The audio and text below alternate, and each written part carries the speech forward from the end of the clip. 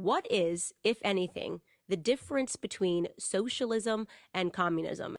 A good way to think about it is that communism is a political system, and socialism is at root an economic system.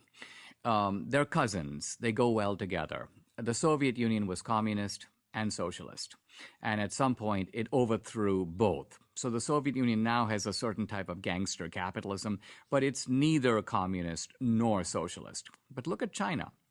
China was a communist socialist society.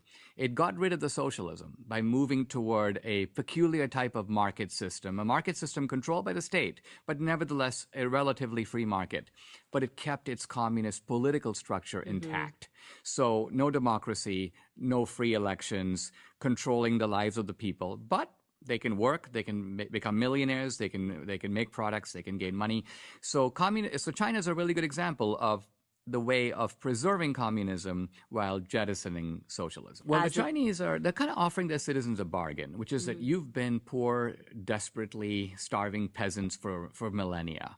We're going to basically fill your stomach, and we don't want you to say one word about your rights because we're giving you something you've never had before. And they're trying to keep the Chinese content with that bargain. And that's the question.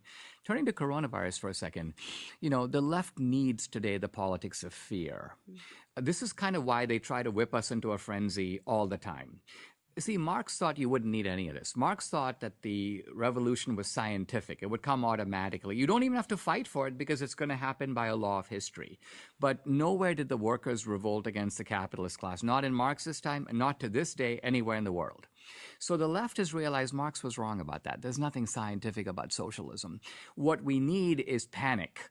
And then since the 70s, the left is like, we're running out of food. In the 80s, nuclear apocalypse. In the 90s, the ozone layer is going away. The last 20 years, climate change, the oceans are rising. And now coronavirus, the theme is the same.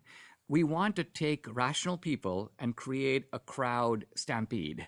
So because crowds behave differently than rational individuals in the crowd. If you can get people to think that their lives are in danger and they have to run, then they behave in ways, they do things, they submit to irrationality, and the left thrives.